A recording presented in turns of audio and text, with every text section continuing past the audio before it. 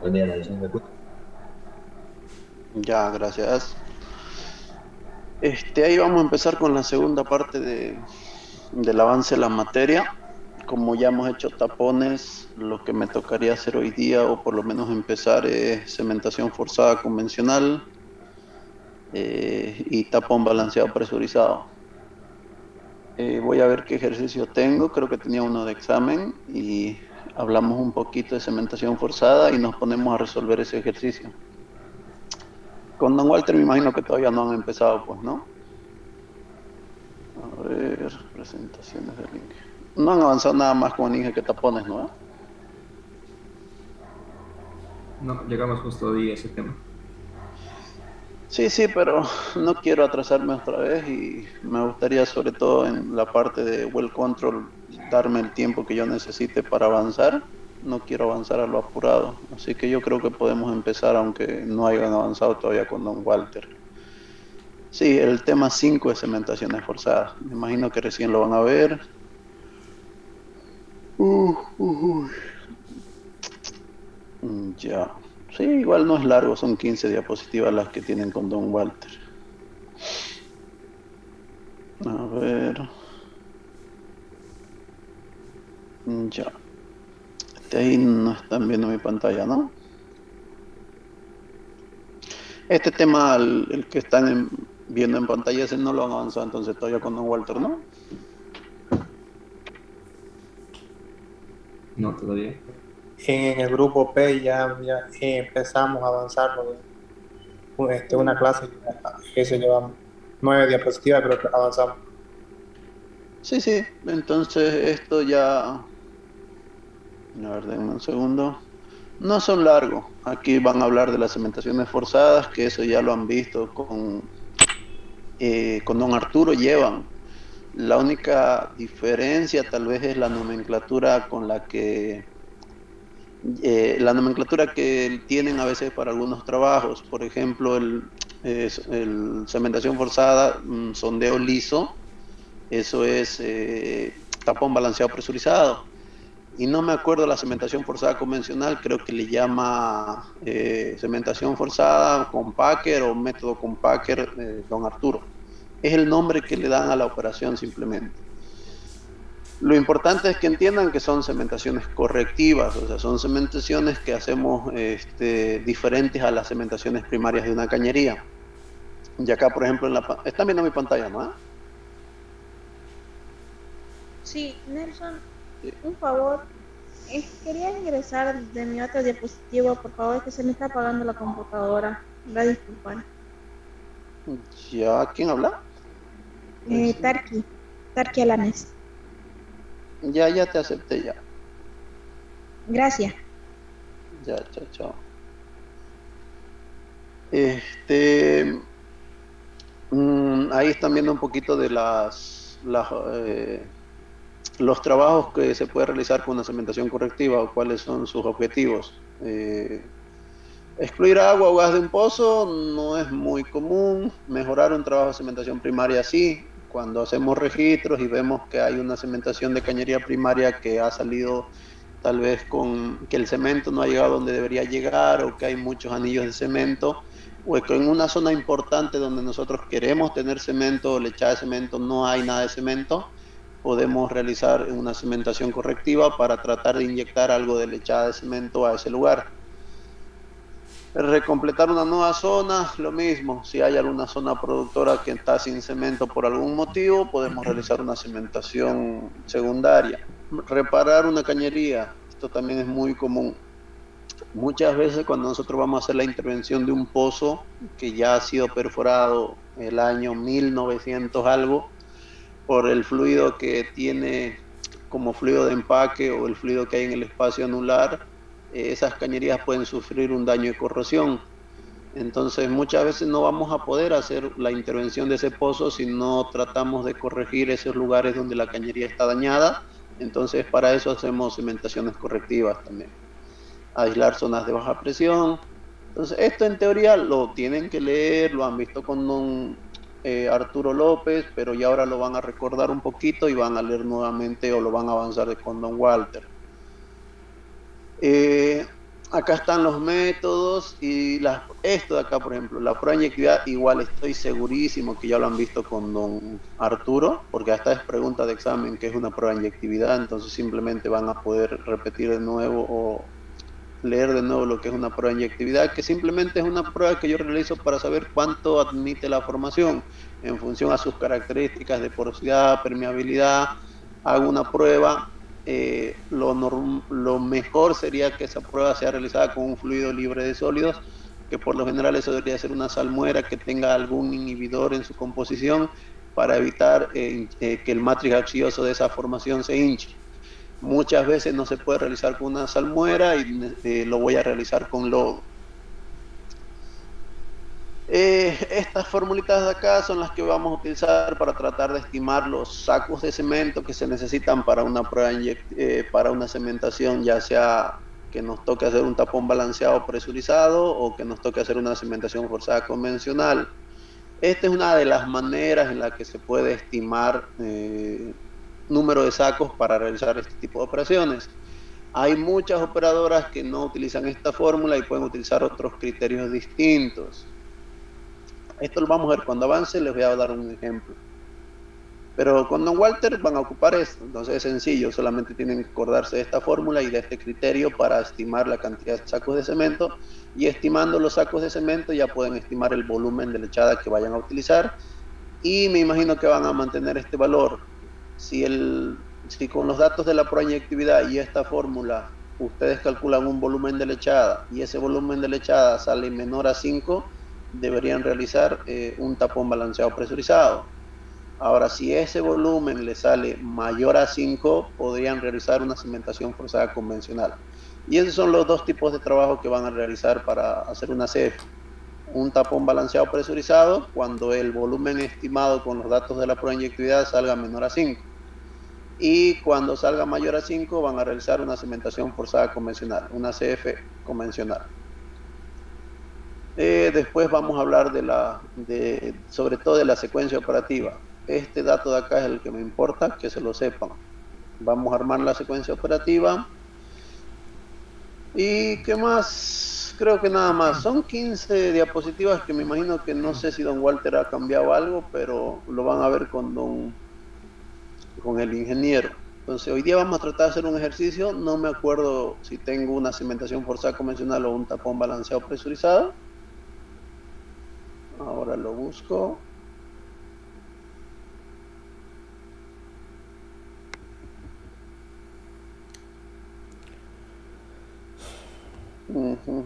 Acá. Me avisan cuando estén viendo mi pantalla.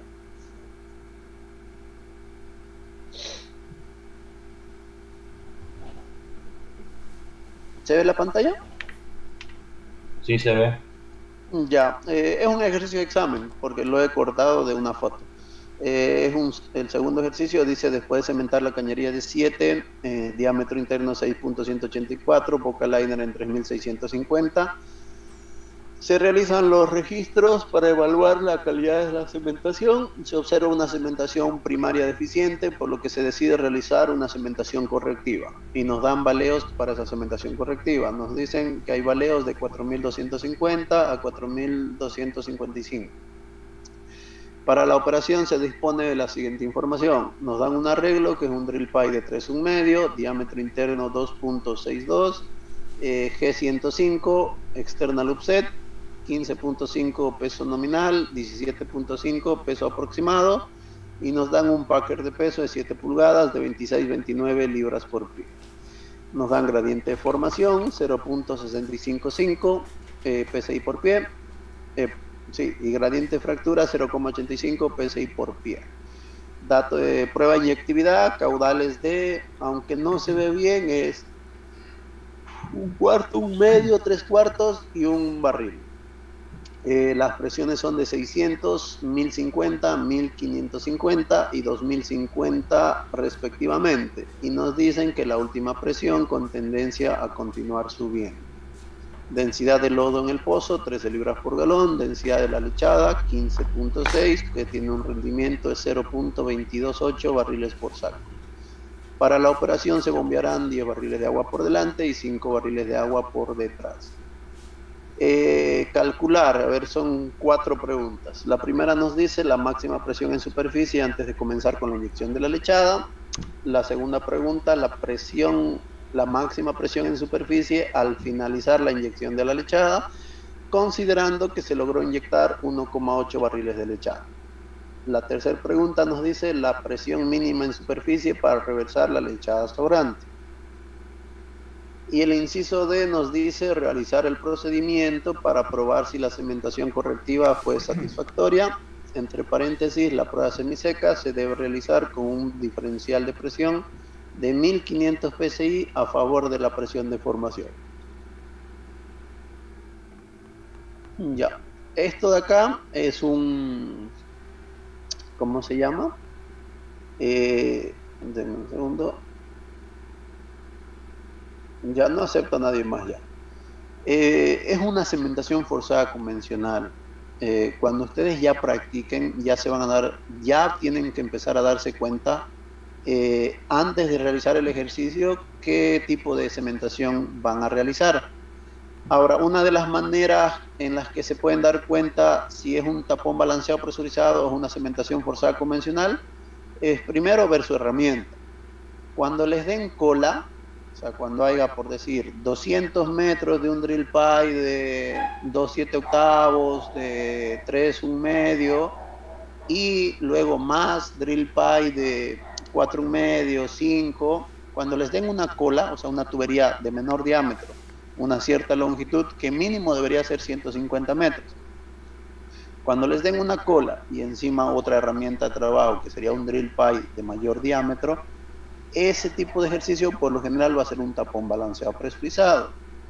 Ahora, cuando les den solo una herramienta de trabajo, o sea, solo un drill pipe o solo una tubería, generalmente va a ser una cementación forzada convencional.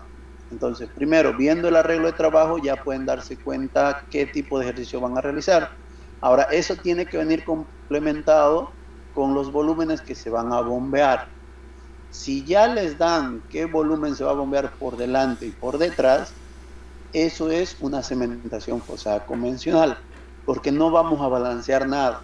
Vamos a bombear 10 barriles de agua, el volumen de lechada que calculemos con la prueba de inyectividad, luego 5 de agua por detrás y luego desplazamos. Como no se va a balancear nada, es una cementación forzada convencional. Cuando sea un tapón balanceado, les van a dar en los fluidos que se van a bombear por delante. Y los fluidos que se van a bombear por detrás, uno tiene que calcularlos o estimarlos en función al balanceo del tapón.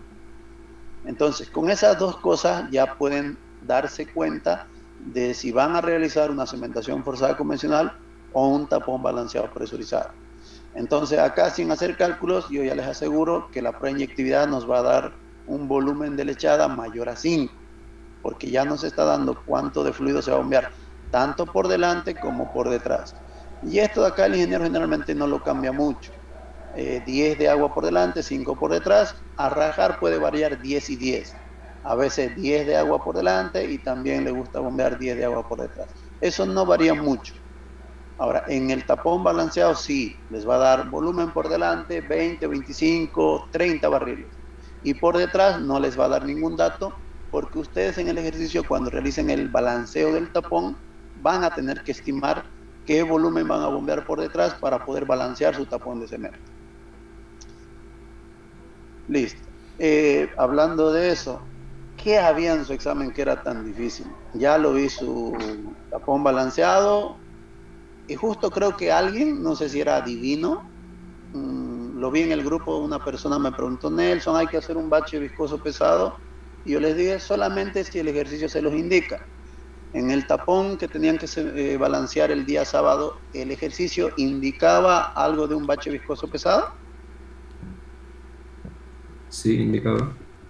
Entonces, ¿tenían que balancear eso? Sí, ¿no ves? Si el ejercicio te está indicando que tenés que balancear, balanceaba un bache viscoso en la base del tapón, o sea, no en la base, sino que el tope del bache viscoso sea la base del tapón. No sé si tenían altura de tapón o volumen de bache, no me acuerdo, pero uno de dos, o tenían que darle qué altura de bache viscoso tenían que balancear, o les tenían que dar el volumen de bache. Con cualquiera de esos dos ya podían saber hasta dónde tenían que ir con el punta cola para primero balancear el bache viscoso. Y el cálculo que tenían que hacer era que el tope del bache viscoso tiene que ser la base del tapón de cemento. Me imagino que del tapón de cemento tenían tanto base como tope, ¿no ven? O podían encontrar base y tope. Era un dato y era 10 volumen para el bache viscoso. Si les daba el volumen, podían encontrar la altura y en función al diámetro, ¿no ve? Calculaban la capacidad del agujero abierto y con el volumen lo dividen entre la capacidad y ya tienen altura. ¿Qué altura tenía que tener su bache viscoso? Pero ¿qué había de difícil el día sábado? ¿Había algo que no hicimos, que yo no les enseñé, que don Walter no les enseñó? ¿Había alguna pregunta que era imposible de resolver? Porque también tenían teorías, no sé cuántas teorías eran, ¿no? Ejercicios eran dos, era un liner y un tapón. ¿Había algo que no se podía resolver, que no había algún dato? ¿Les faltó algún dato en el examen? Una consulta respecto a la secuencia operativa de balancear un tapón. Para bombear el bache viscoso, ¿había que bajar la punta cola hasta la profundidad de la base del bache viscoso? ¿O no lo entendí esa parte? ¿O simplemente ese tope se podía balancear y no lo entendí esa parte? No, tenés que balancearlo primero el bache viscoso. O sea, el bache viscoso tiene que ser una cama para el tapón de cemento. O sea que si tú ya tenías tu tope y base del tapón de cemento y tenías el volumen de bache, tenías que calcular qué altura iba a tener ese volumen de bache y en función a esa altura tenías que encontrar mejor lo dibujo para que me entiendan mejor.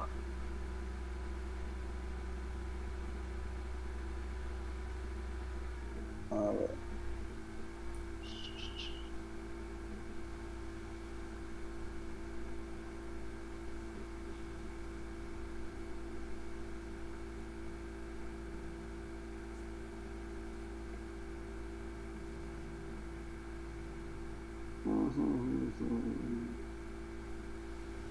Era en qué lugar tenían que balancear el tapón de cemento. Finalizar la cañería de 7. En la cañería, pero era un tapón dentro de cañería. De cuenta de bajar el liner era balancear el tapón. Pero ¿en qué lugar? Pues, ¿en qué lugar? ¿Dónde iba a ir su tapón de cemento? ¿En open hole, en cañería, en el zapato de una cañería? Era, si no recuerdo, 60 en open hole y 50 en cañería. Ya. En metros, ¿no? La longitud. Sí, ahorita lo escribo, a ver, digamos así.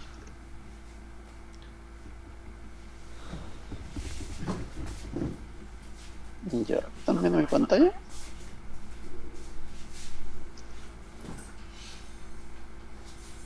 No se ve. Ya, ahorita, déjenme un segundo. Es que no sé por qué estoy con un tema de que cada que comparto mi pantalla, mi tarjeta de video empieza a colapsar cuando comparto. Ya, ahí avísenme por favor cuando estén viendo mi pantalla.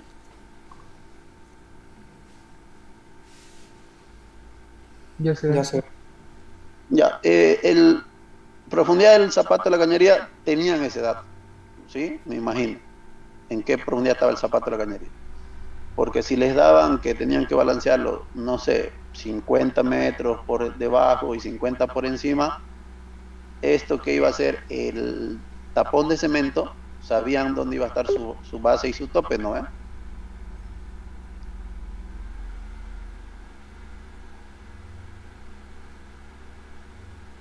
Eso.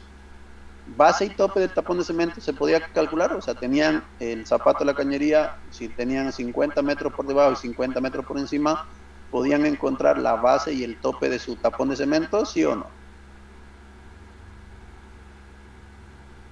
Sí. Sí, también lo daba de dato, creo. Por eso, pues, si por decir el zapato estaba en 3000 y les dicen 50 por debajo y 50 por encima, el tope va a ser 2050, 2950 y la base va a ser 3050. O sea, ya podían encontrar base y tope del tapón de cemento. Ahora, el ejercicio te decía que tenías que balancear un bache viscoso. ¿Tenían open hole o tenían diámetro promedio del agujero abierto en el ejercicio de tapón balanceado, ¿no ve? O sea, ¿tenían algún dato de diámetro promedio del agujero abierto? Sí, sí, también. Ya. ¿Qué tenían que hacer con ese dato? Voy a agarrar y al final el formulario, yo tuve que ser la niña del formulario, ¿no? Un día de mi vida perdí por el tema de hacer ese formulario cochino. Ya. Tenían que agarrar ese diámetro, no sé cuánto era. ¿Alguien se acuerda el valor del diámetro promedio?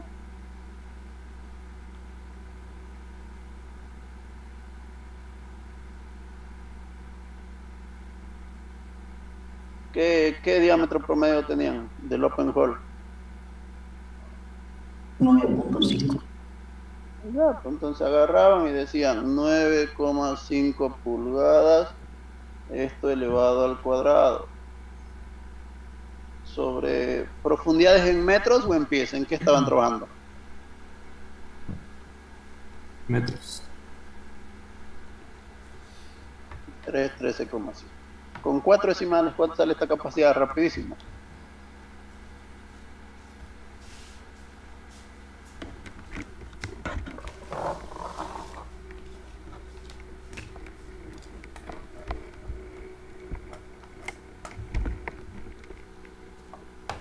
Para hoy día, ¿cuánto sale? 0.2698 barriles por metro. Entonces ya tienen esa capacidad. ¿Qué es lo que deberían hacer entonces? Teniendo esa capacidad y teniendo base y tope de la lechada, ustedes tenían que balancear un tapón de cemento, un bache viscoso pesado que quede por debajo del tapón de cemento. El tope del bache viscoso, no sé qué fluido le voy a poner, no. Así. No me gusta ese color. Espaciador 2, así. Este bache viscoso, su tope tenía que ser la base del tapón de cemento. Entonces, o les tenían que dar la longitud o altura del bache viscoso pesado, o les tenía que dar el volumen del bache viscoso pesado. Creo que alguien me dijo que les dio volumen. ¿Está bien? ¿Volumen les dio? Sí, ¿Cuánto era el volumen del bache viscoso pesado? 70. 70 barriles. Entonces lo único que decían es la altura del bache viscoso pesado va a ser igual a esos 70 barriles dividido entre la capacidad del agujero abierto. Nada más. me equivoqué en ese dato, era 0.2876. Sí. Yo escribo lo que ustedes me dictan y si nadie lo 77, revisa... se lo puede redondear a 77, de hecho. 77. Si nadie lo revisa, yo sigo avanzando. Pues yo estoy echado en mi cama con mi computadora en las piernas y no estoy con la calculadora. Ya vi que el otro día pusieron en el grupo, Nelson, este dato está mal porque yo calculé y salió 1.5. Yo les pregunto cuánto sale y ustedes me dictan y yo escribo. Si está mal, yo sigo. Porque nadie está calculando. De las 30 personas, la mayoría están como yo, echados en la cama. O 49 son hoy día. Y lo que están calculando son dos pelagatos que están ahí. Porque piensan que se usa calculadora para calcular. ¿Sábado la usaron su calculadora? ¿Era con calculadora el examen o sin calculadora?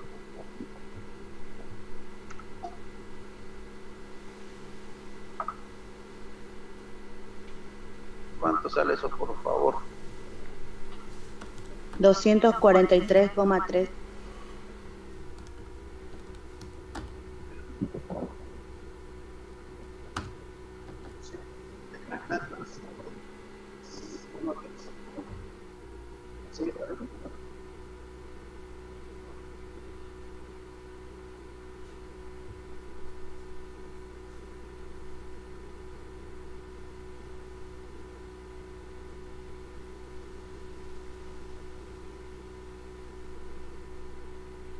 ¿Sí está bien ese valor?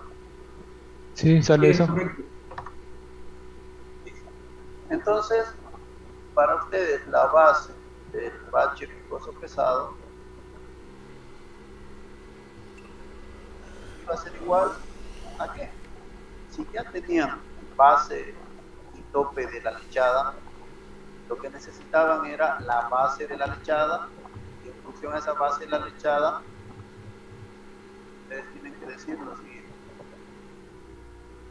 el tope del bache viscoso pesado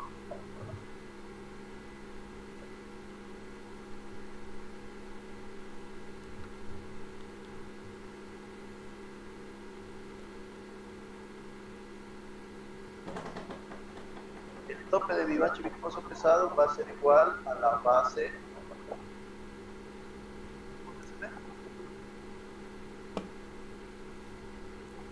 con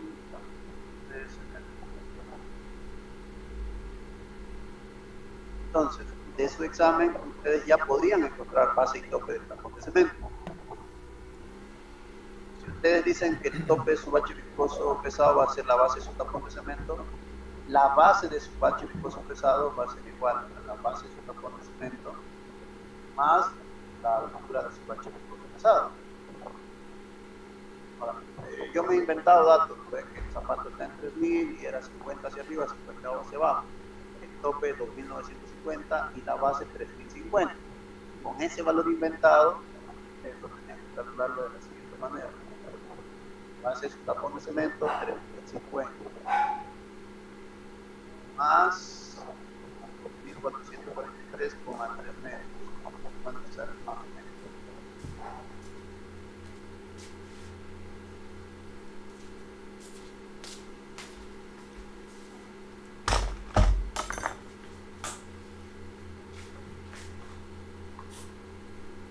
$3.293.3 metros. Eso ya tenían la base de su bache viscoso. Y la idea es de que primero ustedes van en su punta cola hasta la base de su bache viscoso, balanceen el bache viscoso, levanten su herramienta hasta la tope y luego aquí balanceen el tapón de cemento. O sea, primero la herramienta la bajan hasta la base del bache viscoso pesado, balancean el bache viscoso pesado, levantan su herramienta hasta el tope del bache viscoso pesado, que va a ser la base del tapón de cemento, y balancean el tapón de cemento. Nada más. Yo no lo veo difícil, pero si alguien no lo entiende o que quiere una consulta. Algo. En la parte de la secuencia operativa sería bajar hasta el tope, digo, hasta la base del bache viscoso, bombearlo. Antes de eso tenemos que instalar las conexiones superficiales. Hay que explicar que hay que desconectar eso para al momento de levantar la tubería, o simplemente ya se sobreentiende eso. No, a ver, la secuencia es bajar tu herramienta. Les daban la herramienta de trabajo, ¿no? No sé qué herramienta tenían, pero por decir, bajar 200 metros de drill pipe de 3,5 más el pipe de 5 hasta la profundidad de, y ahí ustedes colocan hasta 3.293.3 metros punta cola. El primer paso de su secuencia operativa es bajar su herramienta hasta la base del bache viscoso. ¿Hasta ahí se entiende? Sí. Sí. Tenían que hacer los cálculos para el balanceo del bache viscoso pesado. Los 60 barriles que les han dado de datos es eso va a tener esa altura. Pero 5 hemos pesos por una calculado, trepa. esta altura sin herramienta. Pero cuando ustedes estén balanceando, van a tener una herramienta de trabajo. Para no hacerlo largo, yo voy a dejar una sola.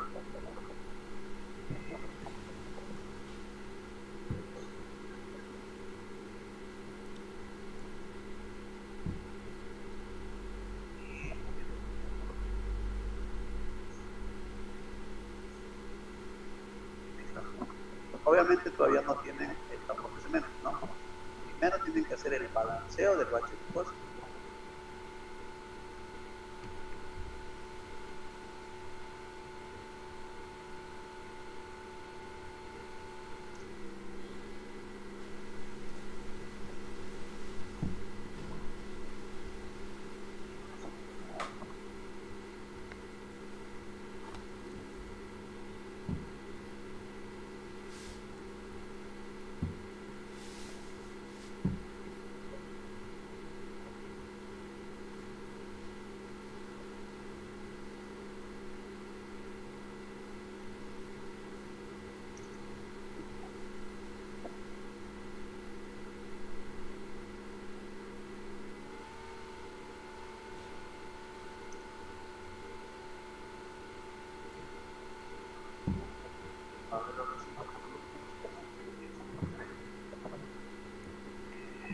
Primero tenían que balancear su bache viscoso.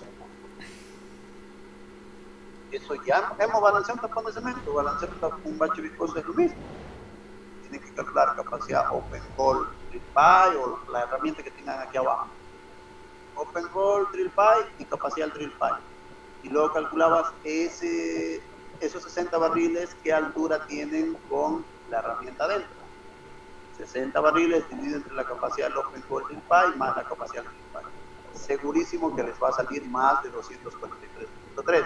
Les va a salir 250, 251, o sea, mayor altura, porque la tubería que están utilizando para el balanceo ocupa volumen y cuando balanceen van a tener más altura que 243. Balanceaban su bache viscoso pesado y van a encontrar una altura, un tope. Con ese tope calculan qué volumen de lodo tienen que bombear para balancear el bache viscoso pesado y le restan el escurrimiento, que son 3 barriles. Entonces, en su secuencia operativa, primer paso, bajar la herramienta hasta la base del bache viscoso pesado. Segundo paso, no necesito la unidad de cimentación, esto lo hago con la bomba del equipo. Con la bomba del equipo bombear 60 barriles, 60 o 70, 70. Con la bomba del equipo bombear 70 barriles de bache viscoso pesado. Luego desplazar con el que calculen, pero teórico, y restan 3 barriles. Por ejemplo, que hayan calculado que se desplaza con 100 barriles. Le restamos 3 para el escurrimiento, que es el factor de escurrimiento, entonces desplazar con 97 barriles. ¿Para qué desplazamos con menos volumen? Para que en el interior esto tenga un poquito más de altura. Porque el teórico que ustedes calculan es para que todo esté balanceado. Pero siempre le restamos un escurrimiento para que en el interior la altura sea un poquito más alta. Para eso le restan el escurrimiento. El segundo paso era bombear los 70 barriles de bache viscoso pesado y desplazar con el teórico que ustedes calculen menos 3 barriles. Siguiente paso, observar balanceo del bache viscoso pesado. Tercer paso, levantar su herramienta hasta la base.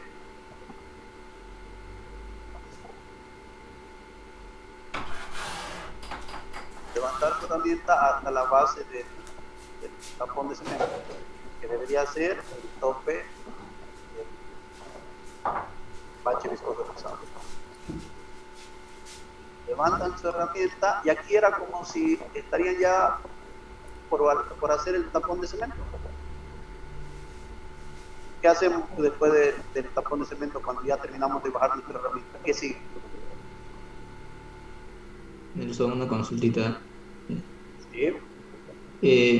Cuando bombeamos el bache viscoso para escurrimiento, no se levanta unos 50 metros todavía o directamente a la base de la lechada. Hasta la base no.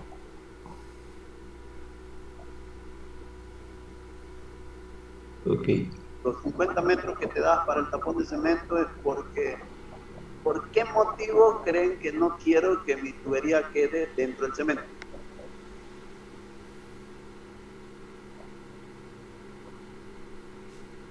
¿Qué pasaría si algo de mi tubería queda dentro del cemento? ¿Qué riesgo hay? Se quedaría pegada al momento de que va a fraguar la lechada. Por eso me alejo por lo menos 50 metros, ¿no?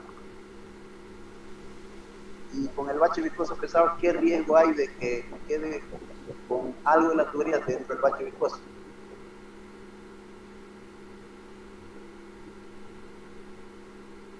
No hay ningún riesgo. Tengo que levantarme por eso hasta el tope del bache viscoso, que va a ser la base del tapón de cemento. Y aquí empieza mi secuencia operativa para el tapón de cemento.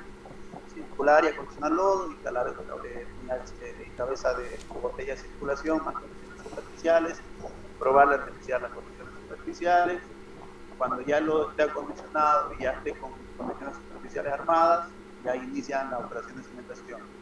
Con la unidad de cementación, bombear colchón químico, colchón mecánico, lechada, colchón mecánico, colchón químico, pasar con lodo, observar el balanceo del tapón y levantar hasta 50 metros por encima de la base del tapón de cemento, esperar por agua y sacar herramientas. Lo único que tienen que hacer es primero balancear un bache viscoso y después hacer el tapón de cemento. Si saben balancear un tapón de cemento, balancear un bache viscoso es mucho más fácil. Pero se les dice, practiquen, busquen exámenes. Alguien preguntó esto en el grupo. Era adivino ese señor o esa jovencita y el ingeniero le preguntó Y el ingeniero cuando avanzó, seguro que él les menciona lo del bache viscoso pesado y también a él le pueden preguntar o que les explica algunas cosas cuando no entienden. Pero lo que yo quisiera saber es que si había algo en el examen que no había cómo resolverlo, que era imposible, que era una pregunta para que ustedes nunca la puedan hacer.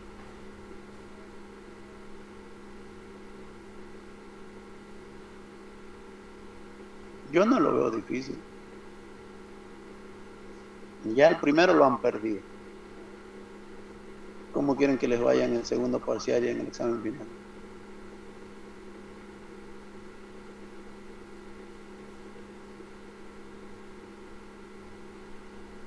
¿Qué otra pregunta había fea del examen del sábado?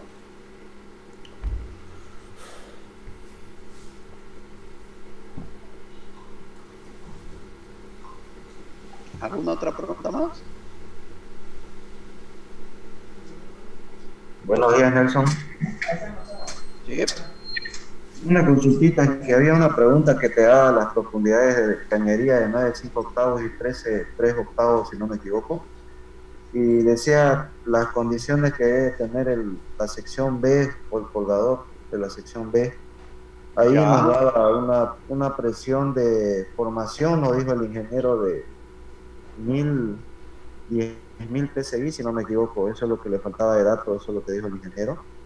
Pero no explicaba bien la pregunta si teníamos que calcular para la sección B, en este caso la fuerza de empuje, diré las fuerzas o directamente la presión. Esa es la duda que tenía de esa de la pregunta 3 o 4 era del examen, si no me equivoco. No entendí tu pregunta.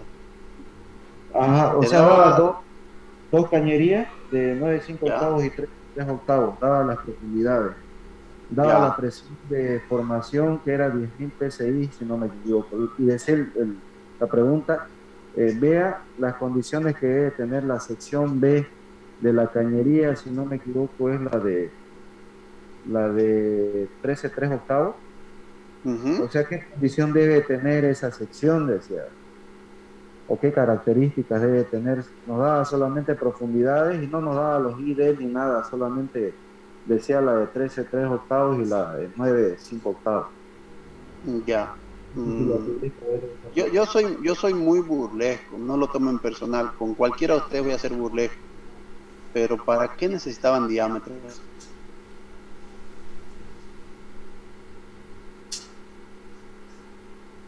¿Qué querías calcular con esos diámetros?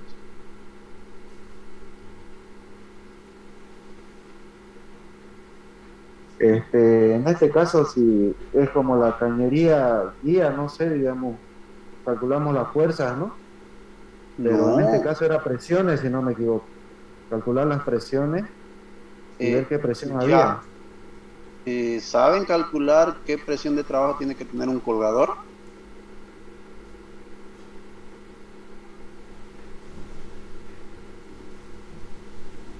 Porque para esa pregunta, así como tú me la dices, falta el gradiente de influjo o gradiente de gas. No sé si les dio ese dato. Sí, dio, era gradiente de gas de 0,1 psi por cada pie, si no me equivoco.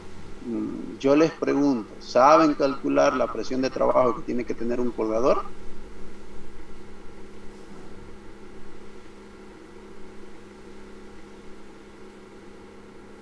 ¿Sí o no? No. No, Néstor. Yo estoy seguro que don Walter, si se los preguntó, es porque se los ha enseñado. Yo no creo que don Walter no se los haya enseñado. ¿Qué materia estamos? Perfo 2, Perfo 3, Perfo 4. Tema 1, tema 2. Les mentiría si yo sé qué tema es, porque yo pasé Perfo 4 hace 20 años. Tema 1. Vamos a entrar a tema 1. ¿Están viendo mi pantalla? Pinderson. No, la 64 diapositiva, no sé si tienen ustedes 64 diapositivas, porque cambia el ingeniero sus diapositivas.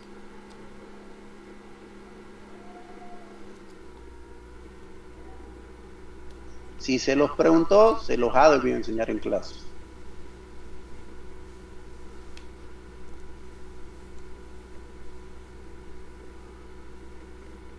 ¿Está difícil?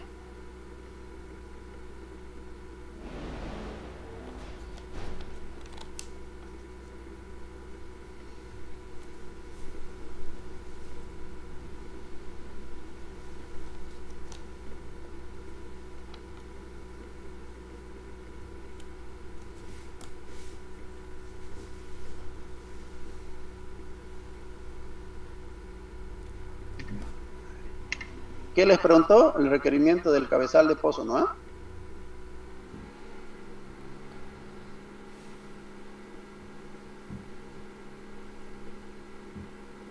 En la diapositiva que el ingeniero les pasó, no en la 48, porque ustedes pueden que tengan más o menos diapositivas. ¿Hay alguna diapositiva donde donde está este ejercicio? ¿Complicadísimo? Sí, está.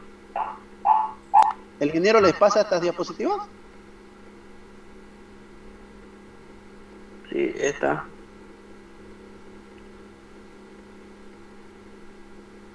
¿Y qué explicación le dan a que no puedan calcular el requerimiento del cabezal de pozo?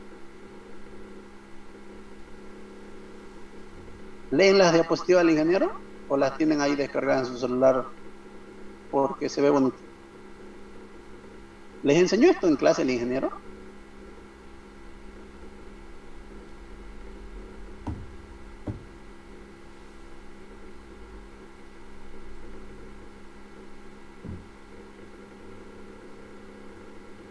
¿Respondí su pregunta o siguen con dudas? Ahora, ¿qué profundidad usar? Ese cabezal era para colgar ¿qué cañería? ¿Qué cañería iban a colgar en la sección B? ¿La 9,5 octavos o la 13,3 octavos? 13,3 octavos. ¿Cuál de las dos cañerías iban a colgar en ese cabezal?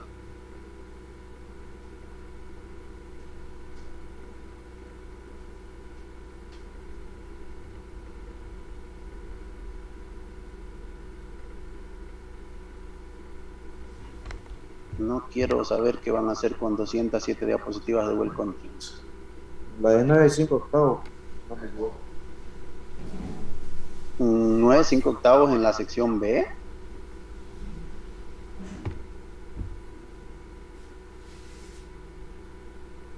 ¿Qué cañería había antes de la 9.5 octavos? ¿Había una cañería superficial? O no sé, es que ustedes tenían que saber qué cañería iban a colgar en el cabezal en la sección B. En función a la cañería que van a colgar ustedes en la sección B, ya calculan, a ver, ¿dónde está la diapositiva que les estaba mostrando? Calculan esto, si esta es la cañería 9.5 octavos, la profundidad del zapato de la cañería es 9.5 octavos, y luego tendría que darles la profundidad de la siguiente sección, que debería ser la cañería 13.3 octavos. O sea, ¿tenían la profundidad de la cañería 13.3 octavos?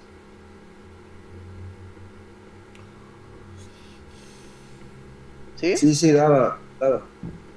Calculaban la presión de formación a esa profundidad, calculaban la presión hidrostática del gas a esta profundidad, y luego calculaban la presión de superficie. ¿Se podía calcular ambas cosas?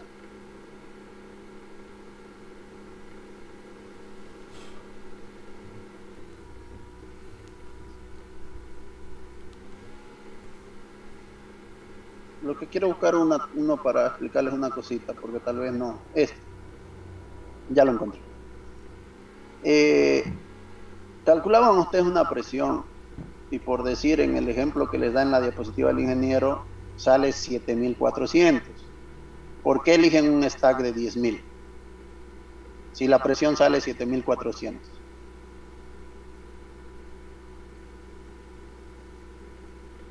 O sea, ¿por qué la presión de trabajo o la presión de operación del cabezal tiene que ser 10.000 si la presión de superficie dio 7.400? ¿Alguien me responde?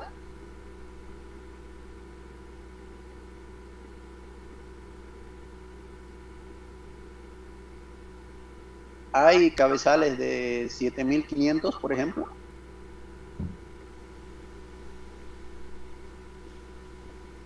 ¿Cuáles son las presiones de trabajo de los cabezales? Estas de acá. 2.000, 3.000, 5.000, 10.000, 15.000, 20.000, 25.000. ¿Cuánto le salió el ejercicio en el... acá, del cabezal? ¿Cuánto le salió? 7.400. Ustedes están entre 5.000 y 10.000. Eligen siempre la presión de operación mayor a la que nosotros necesitemos. Nosotros vamos a necesitar en algún momento tal vez tener en superficie una presión de 7.400. No podemos colocar un stack de preventores o un cabezal que aguante 5.000, porque si hay la posibilidad de tener 7.400 en superficie, 5.000 no va a aguantar. En el ejercicio que ustedes salgan, que les tocó en el examen, con los datos del examen, calculen un valor, puede que les salga 11.000. Si les salió 11.000, ¿qué eligen? ¿10.000 o 15.000? 15.000. 15. Ahora esto no es difícil aprendérselo. Yo obviamente, porque ya trabajo, me lo sé, pero ustedes en Perfo 1 ya han visto preventores, entonces ya deberían ir familiarizándose con que estas son las presiones de trabajo de los preventores o de los cabezales. 2K, 3K, 5K, 10K, 15K, 20K, 25K. Esto es como que ya tienen que sabérselo de memoria. Porque para el examen que les tocó el día sábado pueden calcular un valor. Y por decir, no sé los datos que tenían, pero por decir, si les haya salido 4.800, ya tenían que escoger uno de 5.000. Si les haya salido 9.200, escogían uno de 10.000.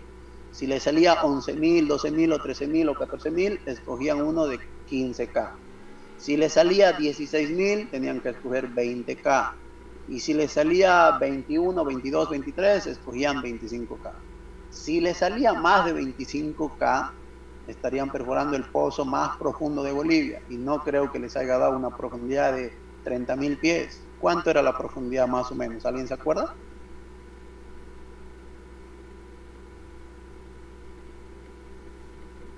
$15.000 pies.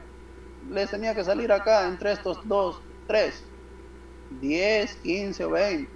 Ahora su supresión de formación a esa profundidad era muy baja, 5K no creo. Para la profundidad que me dicen, uno de estos 3, 10, 15 o 20. ¿Es difícil esto? Si se los preguntó don Walter, estoy casi seguro que se los ha enseñado. Pero El día del examen, ¿cuánta gente fue? ¿Unos 100, 120, 130? ¿Cuántos asisten a clases? ¿Cuántos leen las diapositivas del ingeniero? ¿Estaba difícil de resolver esta pregunta? ¿Cuánto valía esta pregunta?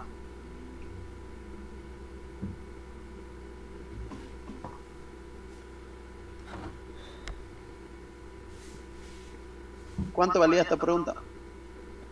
10 puntos parece valer. ¿Me creen que lo respondo? Si me dan los datos, ¿me creen que lo respondo en 1 minuto?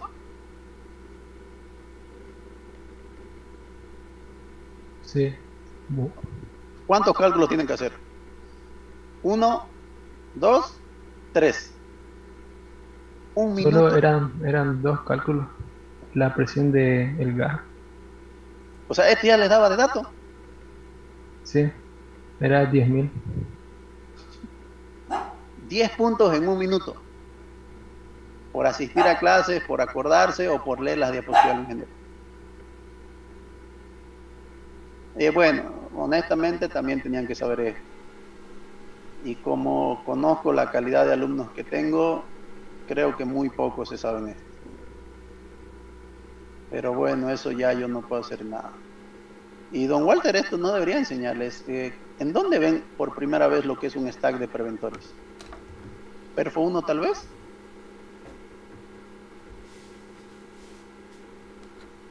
Sí, ¿no? En Perfo 1 ven el sistema de seguridad, que serían los preventores. Y ya deberían saber esto. Bueno, sabiendo esto, era 1 minuto, 10 puntos regalados.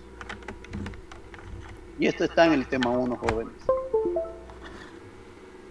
¿Era una pregunta teórica? Sí, porque tenían que saber acordarse cómo se estima y acordarse esto de acá. Y esto, yo estoy seguro que si tenían dudas, por decir, yo calculaba y me salió 11.000. Estoy seguro que si usted le dice, ingeniero, me salió 11.000, después de 10K, ¿cuál es el siguiente presión de trabajo de los preventores? Don Walter te iba a decir 15. Te respondía. O si tú no te acordabas después de 15 cuál venía, le decías, ingeniero, después de 15K, ¿cuál es la siguiente presión de trabajo de los preventores? Y don Walter te iba a decir 20. Él te responde. Si te hace una pregunta coherente, él te responde. Pero no le va a decir, ingeniero, me salió 11.000, ¿cuánto elijo? No te va a decir, don Walter no te va a decir 15. Tienen que saber cómo plantearle la pregunta para que don Walter no les dé la respuesta. O sea, es como que ustedes se acuerden que 10 era lo que había en el ejercicio que hizo el ingeniero, pero a ustedes les salió 11. La pregunta era, ingeniero, ¿cuál es la presión de trabajo después de 10K? Y el ingeniero te iba a decir, ¿de los preventores, de los jugadores? Sí. 15K sigue a 10, te iba a decir.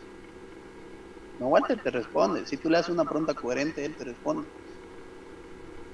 Pero bueno, ¿qué vamos a hacer? Yo les he recomendado varias veces que lean las diapositivas de don Walter, que estudien, que asistan a clases, pero yo no puedo leer las diapositivas por ustedes, no puedo obligarlos a estudiar, no puedo obligarlos a asistir a clases de don Walter si ustedes no quieren, ¿no?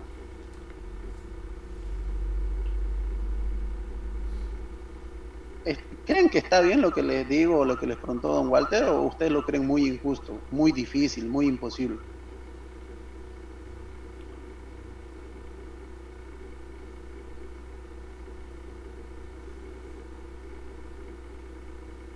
Si se aplazaron, ¿es culpa de don Walter, culpa mía? El día sábado.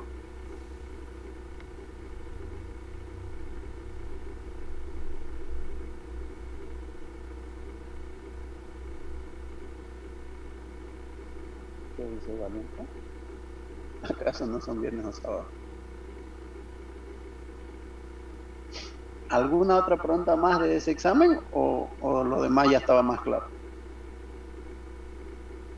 ¿Qué eran las otras preguntas teóricas?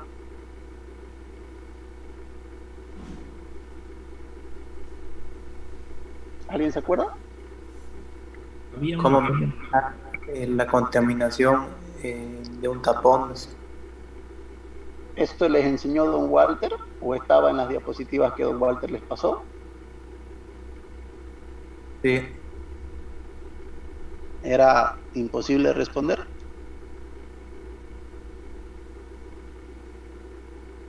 No. ¿Qué otra pregunta teórica tenían? Había una fórmula para demostrar también. No creo que les pida demostrar.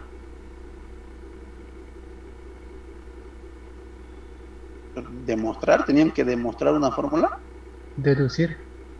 Deducir, pero deducir es fácil. ¿Qué fórmula tenían que deducir? ¿La del 0,52? ¿Deducir la del 0,52? ¿Deducir la de peso de cañería? ¿O qué les pidió deducir? De un tapón en la altura, si no me equivoco. El volumen sobre la capacidad. Honestamente me están diciendo que les preguntó deducir la fórmula de volumen y capacidades. De la altura. ¿Cuánto valía esa? ¿Cuánto valía esa? 5 puntos. 10 o 5. Pues, no, pues si valía 5 está bien, pues eso es, no sé, un minuto. 10 valía. 10 valía, entonces estaba más larga, pero deducir, o sea, ¿de dónde sale una fórmula de altura, volumen sobre capacidades?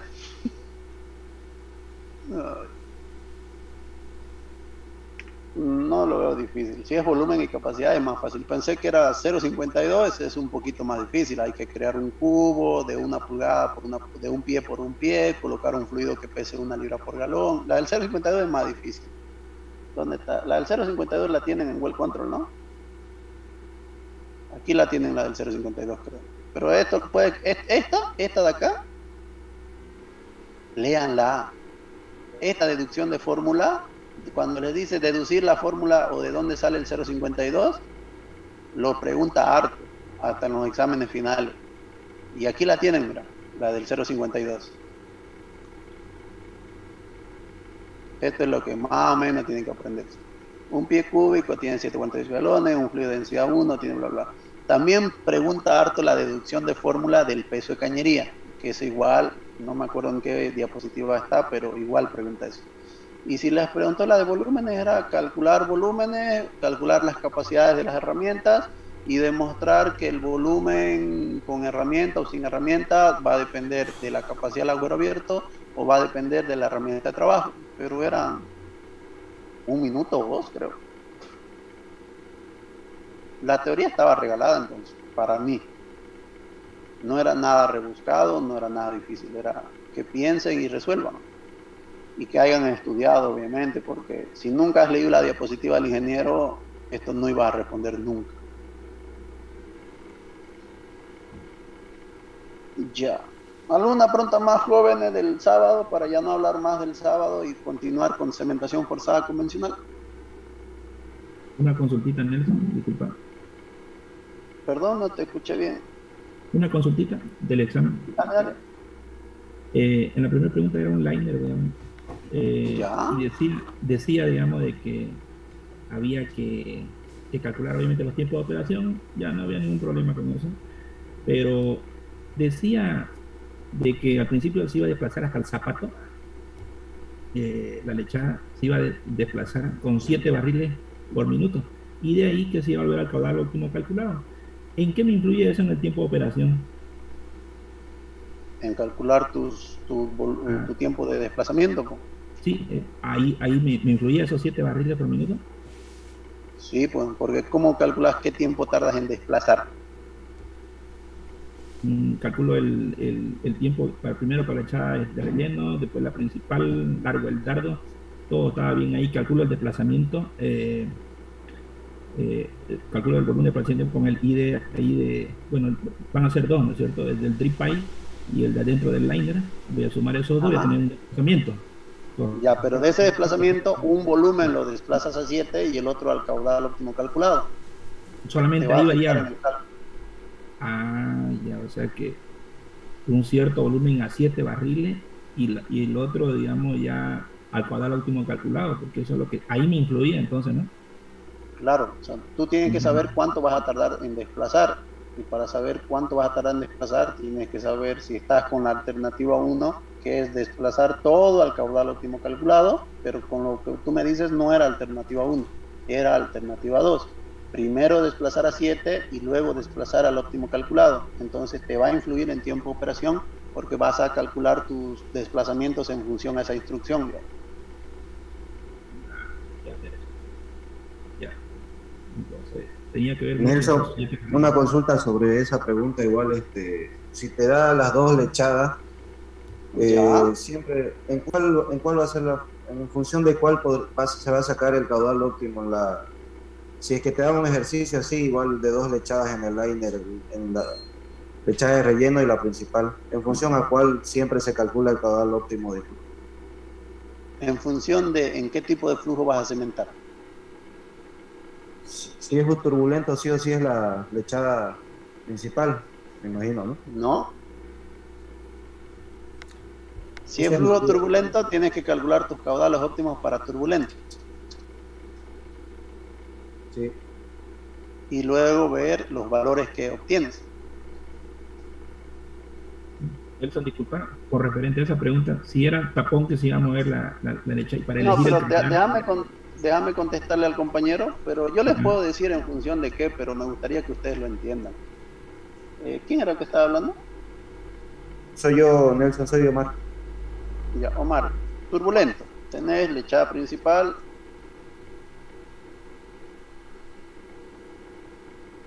Y tenés lechada relleno, ¿verdad? O liviano, cualquiera de los dos. Dime un valor, Omar, un valor de caudal para turbulento. Inventate aunque sea, no hay problema. 7 barriles por minuto. ¿Para cuál? Para turbulento. ¿Para cuál lechada? Para la lechada principal. Ya, ahora inventate otro valor diferente a la lechada de relleno. 6 barriles por minuto de la de relleno. Ya. El caudal óptimo es uno solo. Y solo hay una pregunta correcta. ¿Qué responderías tú, Omar? 7. ¿Cuántos Omares hay en la clase? Si es para turbulento es 7. ¿Pero por qué 7? Hay un porqué. Porque nuestro rango es de 14 y si es turbulento nos conviene que la lechada se mueva, digamos, hasta 14 está bien, digamos. Y si elegimos menos, sería como, nos conviene que sea mayor caudal, digamos. Nos influye. Es que esa no es la respuesta. ¿Por qué está 6? Ya, entonces respóndeme por qué si yo elijo 6 está mal.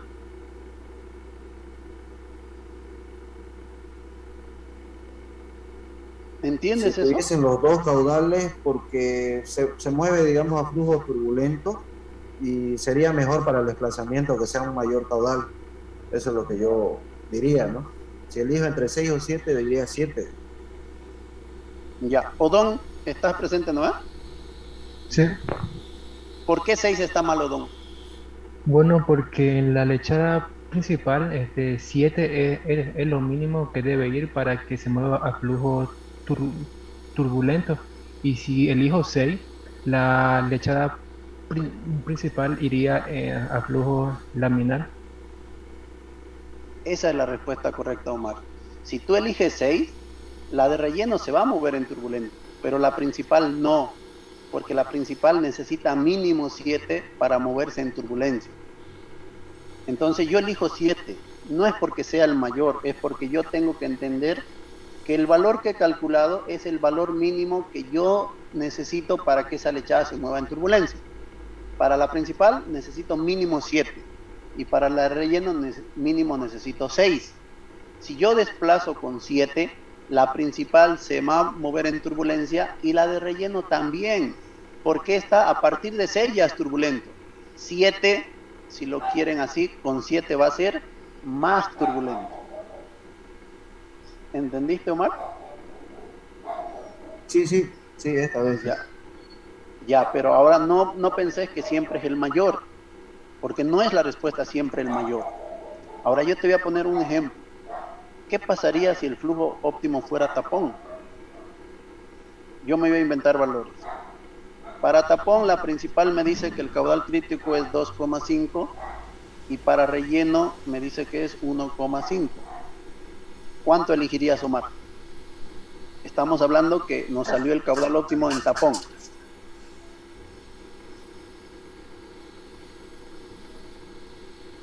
¿Cuánto elegirías, Omar? Si el caudal crítico de tapón para la principal es 2,5 y para la de relleno es 1,5.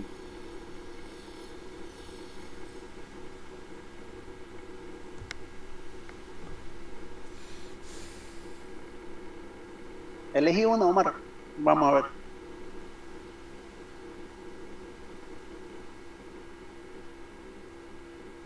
Omar. Creo que ya le dio vergüenza.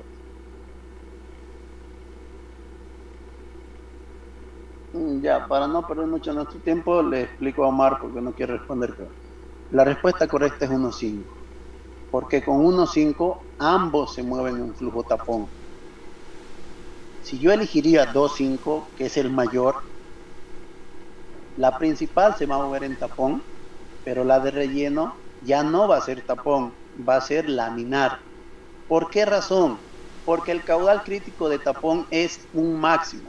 ¿A qué caudal máximo se tiene que mover ese fluido para que el flujo siga siendo tapón? La lechada principal máximo tiene que moverse a 2,5 y la de relleno máximo a 1,5. Si tengo esos dos flujos o esos dos caudales, elijo el menor, porque con el menor yo garantizo que ambas lechadas se muevan en flujo tapón. Y esto tiene que ver desde el número de Reynolds que tú eliges. Al elegir 2100 estás eligiendo una velocidad mínima, por lo tanto el caudal va a ser un caudal mínimo. Al elegir o reemplazar en la fórmula de velocidad crítica 100 de número de Reynolds, estás calculando una velocidad máxima y el caudal que vas a calcular es un caudal máximo. Eso influye en los redondeos y también va a influir en esto. Y esto me acuerdo que alguien me preguntó en una ayudantía y se los expliqué. Pero si ya llegaron al día sábado sin saber esto, de verdad, jóvenes, no es culpa mía, no es culpa del ingeniero.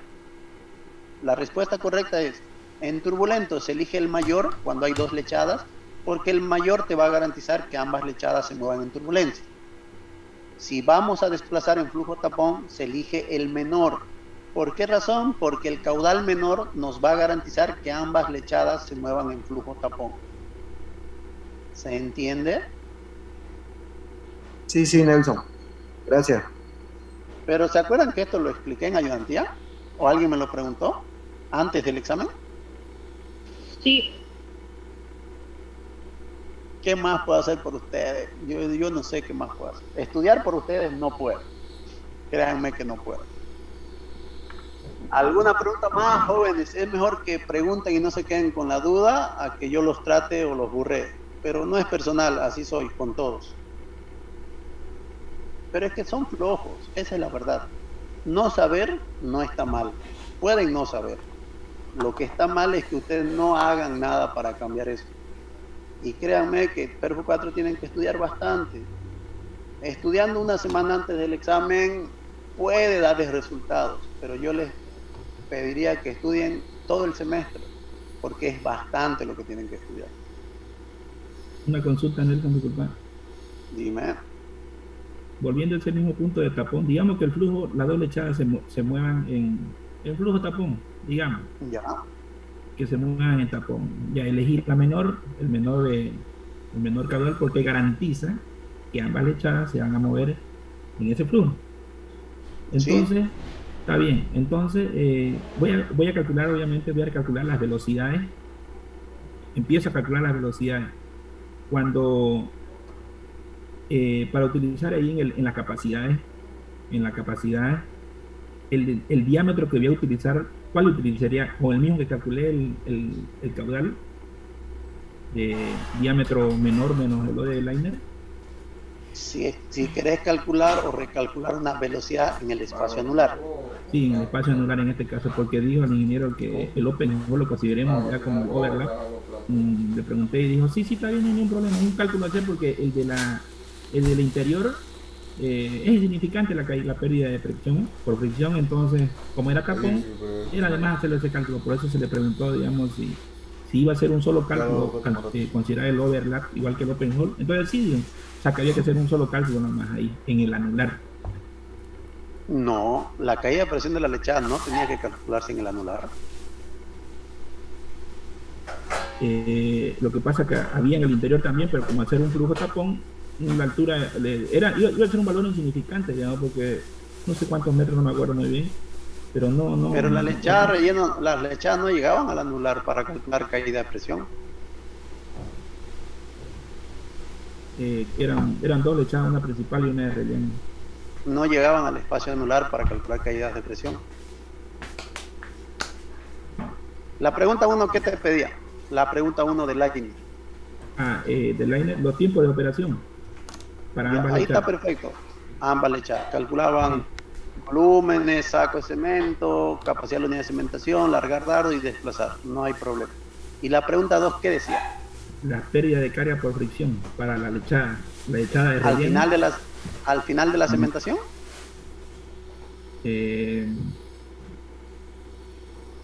¿Alguien se acuerda de esa pregunta? Era cuando el dardo estaba viajando en 2300 metros en el campo y la lechada estaba todo en el interior de las actas de la tubería. Por eso les digo, las lechadas no estaban en el anular. Sí, también la lechada no llegaba a la anular así porque el dardo estaba viajando a una cierta altura. Si tienen que calcular la caída de presión cuando el dardo estaba en 2300, ubicaban sus lechadas dentro de la cañería o liner y calculaban con qué velocidad se estaban moviendo en ese momento. ¿A qué caudal estaban moviéndose cuando el dardo estaba en 2300 metros? ¿Al óptimo o a 7?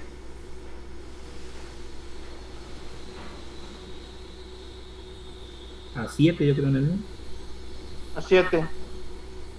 Entonces calculaban con qué velocidad las lechadas se están moviendo a 7 barriles por minuto, qué número Reynolds tienen, qué factor de fricción tienen y calculaban la caída de presión. Y la capacidad iba a ser con el diámetro ahí, ¿no es cierto? Donde se está moviendo. El diámetro interno de la herramienta, ya sea la tubería o el liner. De la tubería o liner. Ya, Nelson, gracias. No, de nada. Pero el ejercicio lo indicaba, ¿no? Sí, indicaba. Lo que pasa es que había que darse cuenta, ¿no? No, había que leerlo nomás el ejercicio. O sea, si te decía que el dardo estaba en 2300, colocabas tu dardo y delante del dardo están las lechadas. Correcto. Y ahora si calcularon caída de presión en el espacio anular, está mal, pues no. Claro, está bien. Gracias. ¿Alguna otra pregunta más, jóvenes? Yo creo que ya alguien lo va a pasar el examen, ya he visto como 3 fotos ya, así que... Oye, de verdad hay gente que no lo entregó su examen, ¿no? Porque el ingeniero ya contó los exámenes y no están la gente que dio, digamos. Ahí yo creo que se va a desquitar con ustedes, porque ustedes no tienen la culpa, pero ¿por qué no entregan su examen si entraron a dar el examen? Yo pensé que Valiente lo dijo en chiste, pero había sido verdad, digamos. Hay gente que entró y no entregó su examen. ¿Qué sanción normalmente da el ingeniero cuando hacen eso? No, pues, o sea, ¿qué quieren que haga el segundo parcial? ¿Que se ría de ustedes? Les va a hacer una lista, me imagino, y me imagino que ya pues, si hacen una lista, todos tienen que entregar su examen, ¿no? Porque ahora no hizo lista y aprovecharon eso de que al momento de volver exámenes, no entregarlo, digamos. Porque ya lo de sacar fotos, si yo estuviera en el aula, no lo permito. Pero bueno, yo no fui al examen y seguro que lo despistaron al ingeniero o a las personas que estaban controlando para sacar fotos del examen. No sé, eso ya son ustedes. La persona que está ahí adentro, si yo los veo haciendo eso, no me va a importar que ustedes quieran tenerlo de recuerdo. Yo voy a pensar que quieren que alguien los matonee afuera, ¿no ven? Pero lo de no entregar su examen, para mí sí me parece que se hacen la burla, digamos. Si van al examen, y aunque no hagan nada, pues entreguen su examen para que vean por lo menos que por qué no hicieron nada, ¿no? Pero ya las personas que no tienen el primer parcial, fíjense, o sea, están con 0 en el primer parcial. Y los que no fueron también, 0, digamos. ¿Cuánto tienen que sacar en el segundo y en el final para que no se aplacen? Tienen que sacar buena nota o por lo menos aprobarlo, ¿no? Pero ya para el segundo parcial no esperen que el ingeniero esté buenito. Ya les va a hacer una lista y obviamente después de hacer la lista, todas esas personas que están en la lista tienen que entregar ese examen. para que no hagan lo mismo que hicieron en el primero. Porque otra cosa, tampoco revisaron la hoja como siempre lo revisan. Por el tema de la pandemia, no. Sí, yo creo que intenten copiar, pero no creo que puedan copiar. Tendrían que ser muy adivinos para que sepan qué les va a preguntar don Walter para que esto esté en su copia, por ejemplo. ¿Alguien puso esto en su copia? No lo creo, ¿no? Si alguien puso esto en su copia, mi respeto. Pero para copiar en Perfo 4 tienen que ser muy adivinos de saber qué les va a preguntar don Walter para que justo eso metan en su copia. Es difícil copiar en Perfo 4. Ahora, meter exámenes resueltos creo que es más difícil. Ahora, pueden escribir en sus hojas algo, pero si alguien los pilla, o si yo los pillo, o si los pilla don Walter, se arriesgan a que don Walter los aplace, ¿ya? Pero bueno, inclusive para que no saquen hojas, el ingeniero me hizo hacer el formulario de hidráulica, que yo lo copié de la diapositiva del ingeniero solamente, y creo que con todas las fórmulas que tenían en el formulario podían responder el liner, ¿no? O había alguna fórmula que no había. Yo traté de poner todas, pero no sé si me olvidé de alguna. En todas las fórmulas. Y traté de poner ordenadito, digamos, nada más. Pero bueno, en el segundo parcial, simplemente lo único que pienso que el ingeniero ya va a hacer una lista para que se anoten y que todos entreguen su segundo parcial. Pero va a haber menos. Si han ido 100 al examen, el segundo van a ser 70 y en el final van a ser 50. Siempre va disminuyendo la cantidad de alumnos que va al examen. El segundo parcial tiene que irles bien. Si el segundo ya les fue, si el primero ya les fue mal, el segundo tiene que irles bien. Si el segundo les vuelve a ir mal, es en vano que vayan el día del examen final. Es saludo a la bandera. Para aprobar la materia, en 2 exámenes tiene que irles bien. Y yo les recomendaba siempre que les vaya bien en el primero y en el segundo, porque es más fácil, son menos temas. En el final es un cúmulo de cosas que nunca saben qué les va a tocar. Pueden estudiar mucho liner, well control, tubo en U, cementación forzada, y que don Walter les pregunte caño guía, y ya no se acuerden cómo hacer caño guía, o la secuencia operativa ya se les borró de la memoria. Entonces es muy, no sé si hasta la suerte. Si les pregunta justo lo que estudiaron, les puede ir muy bien en el final, pero la mayoría de las veces tienen que estudiar todo y es largo: caño guía, superficial, intermedia, liner, tapón, cementación forzada convencional, tapón balanceado presurizado, well control, tubo en U, perfo 1, perfo 2, perfo 3, cementos, lodos, registros. Es largo. Entonces, preferible que les vaya bien en el primero y les vaya bien en el segundo. Así se dan el lujo de que en el final les puede ir mal y aún así aprobar la materia. Pero si ya les fue mal en el primero, no esperen que les vaya mal en el segundo, porque si eso pasa, es casi imposible que aprueben con el final. Están perdiendo ya casi la mitad de la nota. Ahora, ojalá que no les haya ido tan mal. O sea, que de todas esas preguntas, que tenía sus ponderaciones todas las preguntas, ¿no? Que hayan tenido una nota, no sé, aunque se aplacen, pero aplácense con 40, con 30. Pero hay gente que se va a aplazar con bajísima nota. Pues no hacen nada, pues. Pero ¿qué podemos hacer ahí? ¿Qué fue eso? ¿Alguna pregunta más del sábado, jóvenes, antes que continúe? Creo que sí, eso de lo que escribió su compañero Rodolfo, la pregunta era esa, pero ¿en qué posición era? Al final de la cementación, pero no era al final de la cementación, era cuando el dardo estaba viajando en una cierta profundidad. Tenían que saber qué fluidos hay en el anular para presión de fondo. Y para caída de presión era saber en dónde estaban las lechadas o hasta dónde llegaban las lechadas para poder calcular su velocidad, su número de Reynolds y su caída de presión. ¿Alguna otra pregunta más, jóvenes? Antes que continúe.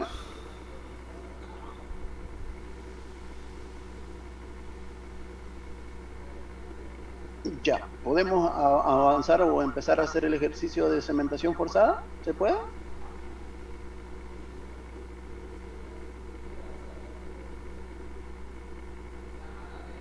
Disculpa, Nelson.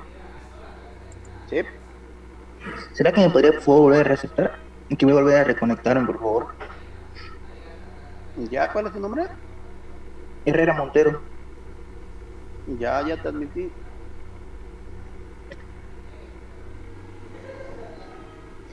Ya, ¿podemos empezar a hacer este ejercicio o alguien tiene alguna pregunta más para que los escuche y los trate de responder si tienen dudas?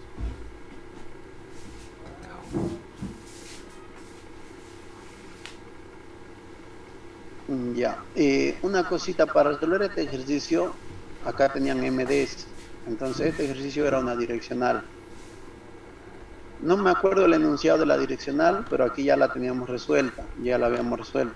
Tenían estos TBDs, los que están viendo aquí a la izquierda, un KOP en 500, un TBD2 que es el EOC en 894.36, luego tenían un TBD3 que es el KOP2 en 3007.77, luego tenían un EOC en 3289.46 y tenían el TBD del target de la direccional, del total DIP en 3989.46.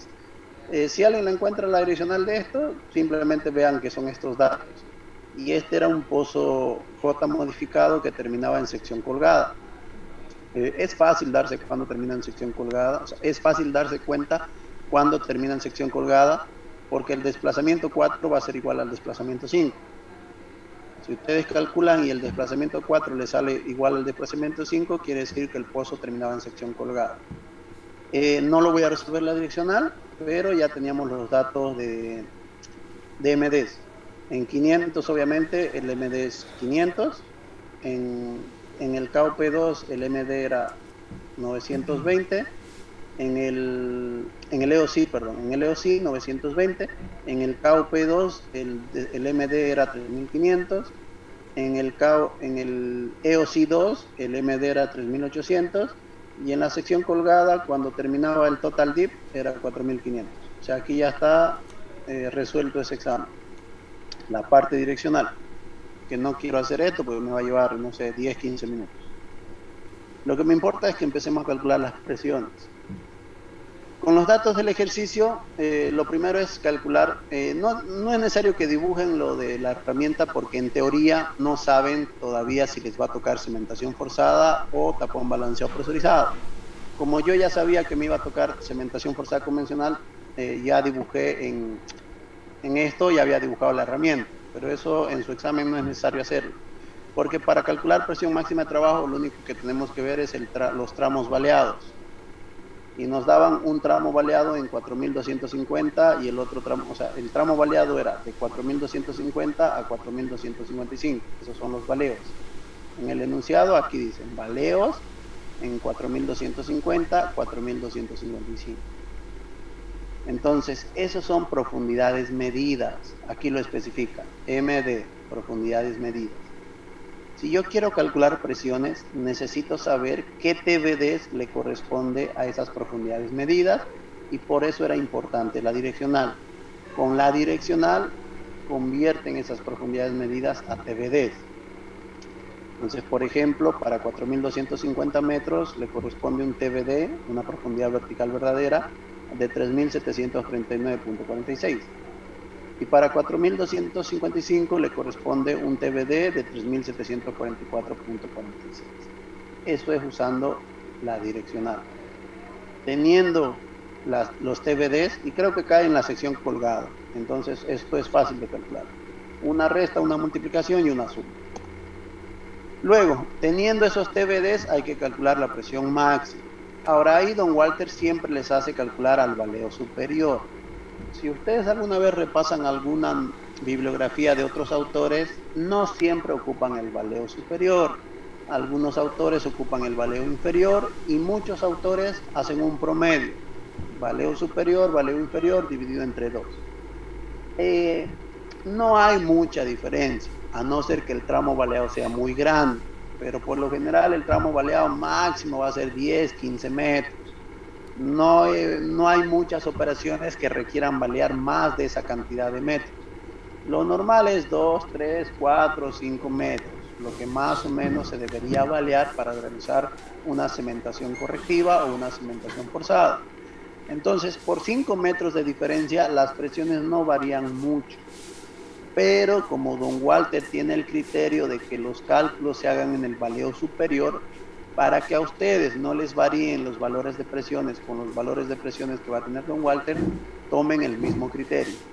Todas las presiones se calculan en el valeo superior, ¿sí?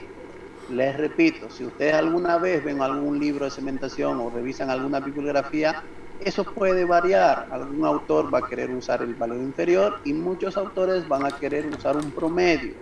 Valeo superior, valeo inferior, dividido entre 2. Honestamente, no varían mucho las presiones. Para que a ustedes les haga la misma presión que don Walter, ocupen el mismo criterio que él, que es calcular las presiones en el valeo superior. Entonces, mi valeo superior de 4250 tiene un TBD de 3739.46. ¿Cómo calculo la presión máxima de trabajo? Primero voy a calcular la presión de fractura. Para calcular la presión de fractura teníamos de datos presión o gradiente de formación, gradiente de formación y gradiente de fractura. Entonces, teniendo el gradiente de fractura de 0,85 psi por pie, calculo mi presión de fractura. El gradiente de fractura que tenía de dato, 0,85 psi por pie, por la profundidad del valeo superior en TBD, 3739,46. Como esto es psi pie y esto es metros, coloco el 328 para llevarlo a pie metro. Para llevarlo a pies, 3,28 pies, 1 metro.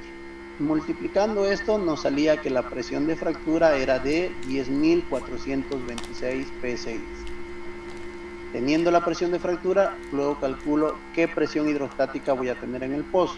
Eso va a depender del fluido que haya en el pozo, que en este caso dice que es un lodo. Densidad de lodo en el pozo, 13 libras por galón. Calculo la hidrostática que me va a generar ese lodo de 13. 0,52 por 13 libras por galón por la profundidad del valeo superior en TBD por el factor de conversión. Me sale 8.291 psi. Teniendo la presión de fractura y la presión hidrostática del fluido del pozo, calculo la presión máxima de trabajo. ¿Cuál va a ser la presión máxima que yo puedo registrar en superficie sin correr el riesgo de llegar a fracturar la formación? Presión de fractura menos presión hidrostática del fluido. Eso nos sale una presión máxima de 2.135 psi. Vamos a calcular los sacos de cemento con esta fórmula que tenían en la diapositiva de don Walter. Nos dice que va a ser igual a una constante, que esta constante varía dependiendo del campo, de la zona donde estemos haciendo, puede variar, no siempre va a ser 112.000. Para efectos prácticos, ustedes siempre van a ocupar en todos los exámenes 112.000 de constante. En algún pozo o si alguna operadora ocupa este criterio, esa constante generalmente ellos la van modificando en función de las experiencias que tienen de realizar cementaciones o pruebas de inyectividad en pozos cercanos, pozos vecinos o en pozos offset. Entonces, para ustedes 112.000, pero en el campo puede variar si ocupan este mismo criterio. Entonces, la fórmula nos dice esa constante que para nosotros va a ser 112.000 por el caudal que siempre tiene que estar en barriles por minuto, la presión siempre en PSI, por la densidad del fluido del pozo, que puede ser un lodo o una salmuera, y dividido entre la densidad de la lechada que nosotros queremos inyectar. Las densidades pueden estar en cualquier unidades siempre y cuando estén en las mismas unidades. Densidad de lodo puede estar en gramos cc y densidad de lechada también en gramos cc. O densidad de lodo o fluido en libra por galón y la densidad de la lechada también en libras por galón. Mientras ambas densidades estén en las mismas unidades, no hay problema. Entonces, ¿cómo se calculan los sacos de cemento? Teniendo calculada nuestra presión máxima de trabajo, se utilizan los datos de la prueba de inyectividad. Aunque no se ve muy bien, es 1/4, 1/2, 3/4 y un barril. Y las presiones esas se ven bien, 600, 1050, 1550 y 2050. Y es importante que lean esta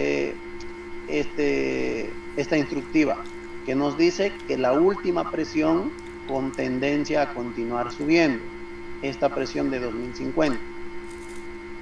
Entonces hacemos el cálculo de los sacos de cemento con esta forma. El primer caudal era 1/4, eso es 0,25. Que tenía una presión de 600 psi. Reemplazando en esta fórmula, 112.000 por un cuarto, que es 0,25, dividido entre la presión, que era 600 psi, por la densidad del fluido del pozo, que es 13, sobre la densidad de la lechada, que es 15,6. Realizando esta operación, nos sale que los sacos de cemento son 38.9. Esa es para la primera prueba de inyección. La segunda prueba, caudal 1 medio, que es 0,5, la presión 1050. Reemplazamos en la fórmula. 112.000 por 1 medio, que es 0,5, sobre 1050, por la densidad del fluido sobre la densidad de la lechada. Nos sale que los sacos de cemento son 44.4. Luego realizamos la prueba de 0,75. La prueba de inyectividad a 0,75 barriles por minuto y una presión de 1550. 112.000 por 0,75 por dividido entre 1550 por 13 sobre 15.6 y nos sale unos sacos de cemento de 45.2. Para la última prueba de inyectividad nunca se debe realizar el cálculo de sacos de cemento, porque en el enunciado del ejercicio nos decía que la última presión tenía tendencia a continuar subiendo. Eso quiere decir que esa presión no es la presión de inyección a 1 barril por minuto, es la presión a la cual yo he detenido esa prueba. O sea que esa prueba no es una prueba conclusa. Voy a intentar dibujarlo, pero obviamente no tengo pulso, ¿no ven? Entonces voy a intentar dibujarlo lo más que pueda.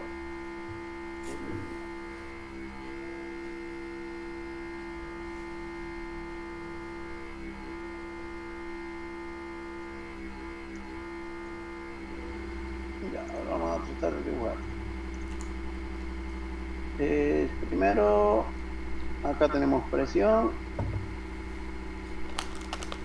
Y acá tenemos volumen bombeado, tiempo. La primera prueba de inyectividad, digamos que es a 0,25 galones por 0,25 barriles por minuto, o un cuarto. Entonces lo normal es que esto empiece a subir, va a llegar a un puntito que hay un punto de deflexión, se va a equilibrar y ahí se va a estabilizar en un valor. Y ese valor en el que se estabiliza es la presión de inyección a ese caudal. Esta tendencia a la cual se está estabilizando por ahí más o menos, y la vamos a poner con color negro.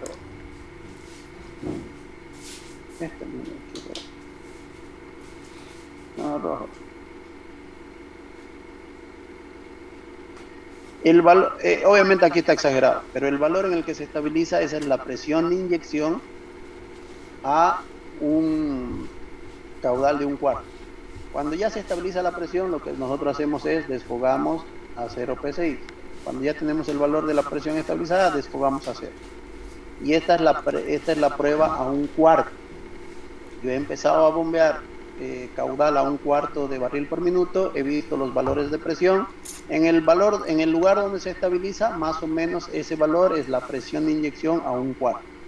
Desfogo a 0 y luego comienzo con la siguiente prueba, que es la de 0,5. Empieza a 0,5, va a ser mucho mayor la presión, hay un punto de deflexión, se estabiliza, y en el valor que se estabilice, esa es mi presión de inyección a un medio, o sea, a 0,5, ¿en qué presión de inyección se ha estabilizado? Se estabiliza la presión y desfogo a 0. El valor en el cual se estabiliza es la presión de inyección para un medio. Luego continúo con la prueba a 0,75. No me entra, pues lo he borrado. La 0,75. Lo mismo. Empiezo a bombear a 0,75. Veo en qué punto se estabiliza. Y ese va a ser la presión de inyección a 0,75.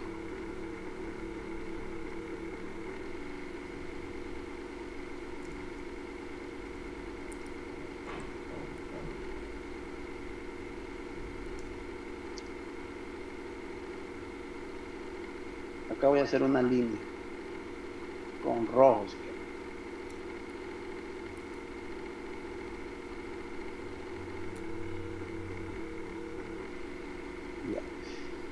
Entonces, en la tercera prueba, que es dar 0,75, el valor donde se ha estabilizado la presión, esa es mi presión de inyección. ¿Sí? Ahora imagínense la prueba a 1 barril por minuto. Empecé a 1 barril por minuto y la presión sube, sube, sube, sube. Y bueno, aquí ya me pasé. No debería haberme pasado, pero es por mi pulso. De nuevo. Estoy haciendo la prueba a 1 barril por minuto. Sube, sube, sube, sube. Y aquí lo detengo la prueba.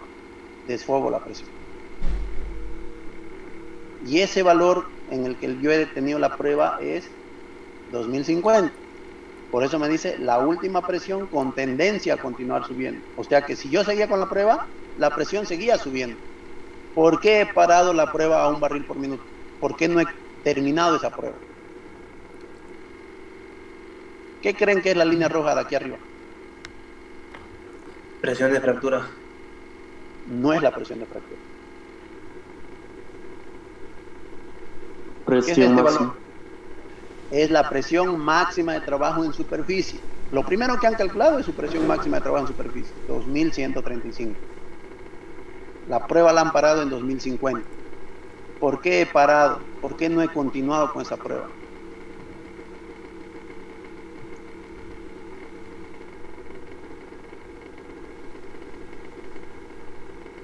¿Por qué razón no continúo con esa prueba? ¿Qué pasaba si yo continuaba con esa prueba? La he parado en 2050.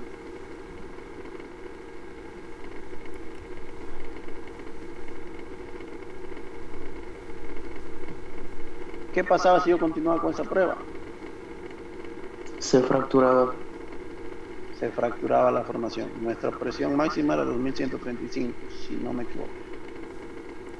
Entonces, la presión con la que yo he detenido la prueba número 4, la de 1 barril por minuto, esta presión, la de 2050, no es la presión de inyección a 1 barril por minuto.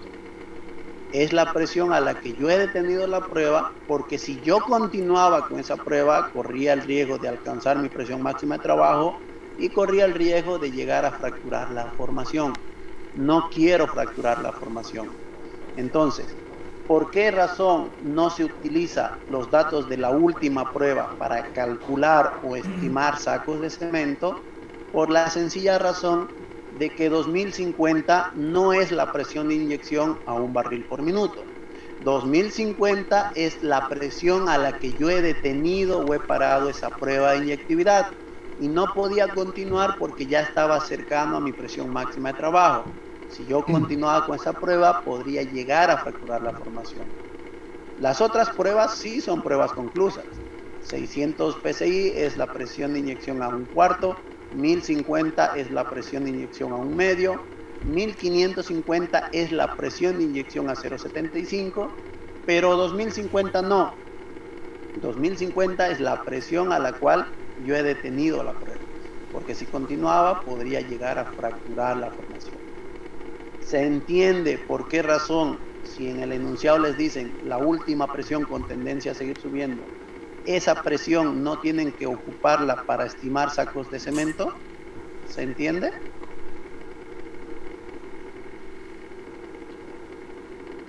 Sí.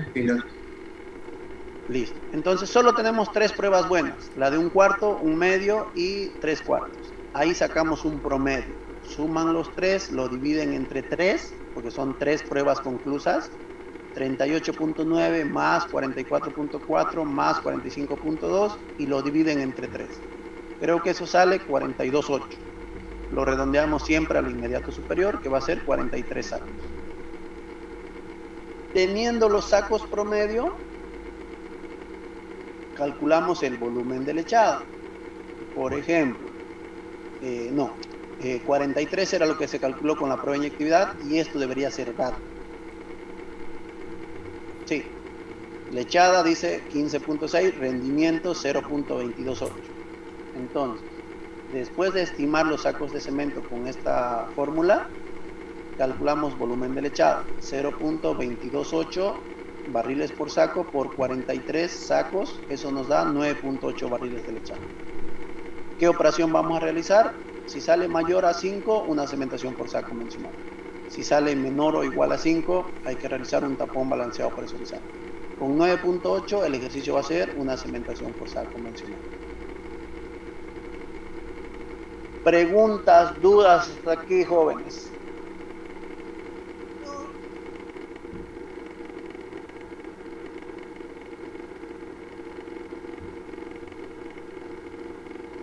¿Se entiende?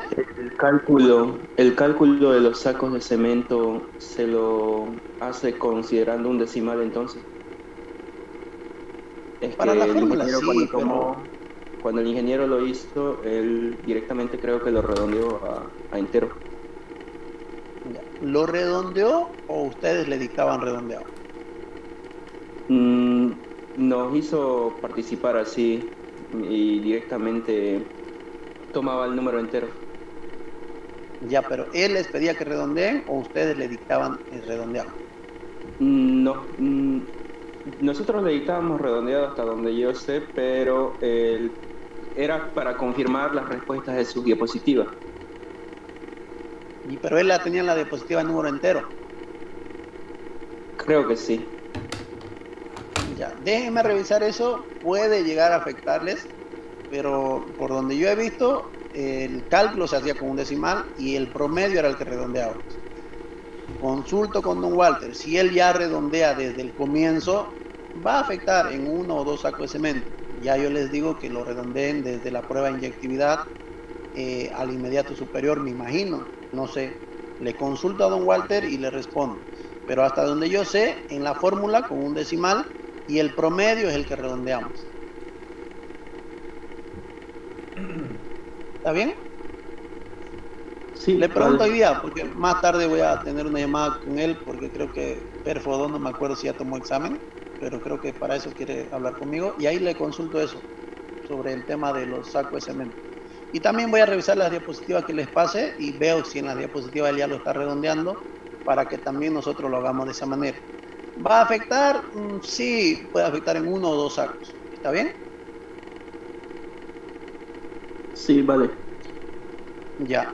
¿Alguna otra consulta? Gracias por esa pregunta, de verdad que yo quiero que hagamos lo mismo que está haciendo don Walter, así que si él lo está redondeando, no hay problema, aquí lo redondearíamos, pero quiero ver si el redondeo es al inmediato superior o depende del decimal. Eso le consulto a don Walter, ¿ya?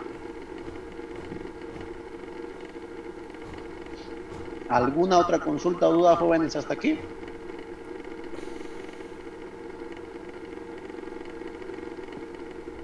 ¿Se entiende lo que hicimos? No es difícil lo que hicimos. Esto tienen que practicar, esto va a ser lo que los va a matar en el segundo y en el final, la direccional. Si esto para ustedes es chino, si no le entienden, empiecen a practicar. Voy a tratar de buscar este examen completo para subirle el enunciado de la direccional, pero ya practiquen cómo resolver la direccional para que no les vaya mal. Si esto lo hacen mal el día de su examen, lo demás es saludo a la bandera. Si lo demás, si la direccional está mal, lo demás va a estar mal seguro. Sus volúmenes, sus presiones van a estar mal porque necesitan TVDs y MDs para calcular volúmenes y presiones. Esto es lo que ya tienen que ponerse a practicar desde ahorita. ¿Qué hicimos? Presión máxima de trabajo, estimación de los sacos de cemento con esta fórmula, que es la de la diapositiva de don Walter, y luego calculando volumen de lechada, que es los sacos de cemento de la prueba de inyectividad con el rendimiento de lechada, calculamos un volumen de lechada. Y en función a ese volumen decidimos si vamos a realizar una cimentación forzada convencional o un tapón balanceado presurizado. ¿Hasta aquí se entiende o alguien tiene alguna duda, jóvenes? Porque aquí vamos a parar hoy día y continuamos el miércoles.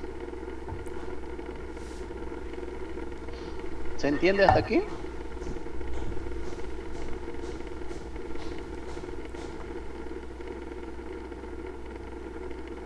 Sí. Ya. Y Nelson está, pero gracias. A ver, este es...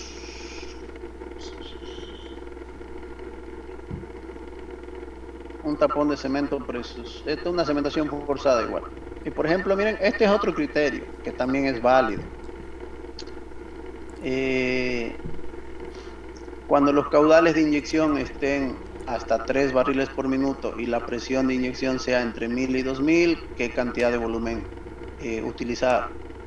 Entre 1 y 3 con presiones menores a 1000, menores a 1000, de 3 a 5, de 3 a 5, mayores a 5, mayores a 5, en función a los caudales de inyección y las presiones de inyección, también se puede estimar una cantidad X de volumen a inyectar. Por ejemplo, este es el criterio que utilizamos para hacer la última cementación forzada que se hizo en el Pozo Enconada, donde yo estuve. No estuve para esta operación porque me tocó salir de descanso, pero obviamente me gusta leer los programas para ver cómo lo calcularon, qué hicieron. Y esta secuencia operativa es la que vamos a tratar de armar, pero vamos a armarla para nuestro ejercicio. Y esta es una secuencia operativa real, ¿no? O sea, no es inventado. Esto es algo que se hizo. Se bajó la herramienta. Bueno, obviamente que acá es más completa porque hay cositas como esto de acá, efectuar una reunión de seguridad. En su secuencia operativa ustedes no colocan eso, pero en el pozo sí se hace. Realizar la prueba de presión de las líneas. Aquí ya viene completa con cuánto se va a probar en baja y cuánto se va a probar en alta. Largar una bolilla, esto es para hacer la prueba de hermeticidad de las sartas de tuberías. Proceder a hacer todo esto, la prueba de inyectividad. Con los datos de la prueba de inyectividad, en este caso, en función a los caudales que alcancemos y las presiones, vamos a estimar el cemento. Ustedes no van a usar esta tabla, ustedes van a usar esta fórmula de acá. Esa es la diferencia, nada más. Si dan volúmenes diferentes, sí, puede dar volúmenes mayores o menores. Desfogamos presión, aquí están los volúmenes. Por ejemplo, va a bombear fluido de terminación, que era una salmuera 9.5, va a bombear agua como separador, la lechada, agua como separador. Lo mismo que vamos a hacer nosotros ahora, bombear agua por delante, agua por detrás, y luego desplazar, en este caso, con fluido de terminación, nosotros vamos a desplazarlo con los volúmenes, es lo que tenemos que aprender a calcularlo, lo vamos a hacer el miércoles. Una vez balanceado el tapón, levantar, anclar packer, probar sello del packer y bla bla bla. Aunque esta secuencia es para tapón balanceado presurizado. Nosotros vamos a hacer el día miércoles una cementación forzada convencional. Es diferente. Su secuencia operativa va a ser diferente. Aquí está la secuencia operativa. Y eso lo haríamos el día miércoles. Quedemos ahí, jóvenes, que ahorita ya tengo que entrar de turno. Si alguien tiene alguna pregunta o duda, los escucho. Si no, nos vemos el día miércoles. Ya les voy a dar fecha del liner. Si no es hoy día, es mañana. El práctico número 3 sería que tiene que ser liner y tapón balanceado. Vayan haciéndolo porque lo van a presentar. Si me da tiempo para hacer hoy día en la tarde el enunciado, su fecha de presentación va a ser el próximo lunes, que creo que cae 30. Lunes 30. Si no me da tiempo para hacer el enunciado hoy día, sí o sí lo hago mañana y su práctico sería para el martes 31. Entonces ya les estoy avisando hasta ahorita. Puede que sea el día 30, si en el transcurso de la tarde hago el enunciado y les digo próximo lunes se presenta hasta el mediodía. Y si no lo hago hoy día, seguro que lo hago mañana para el 31. Pero eso ya sería su práctico número 3. Liner y el tapón. El liner que hicimos en clase y el tapón balanceado que hicimos en ayudantía. ¿Alguna pregunta, jóvenes?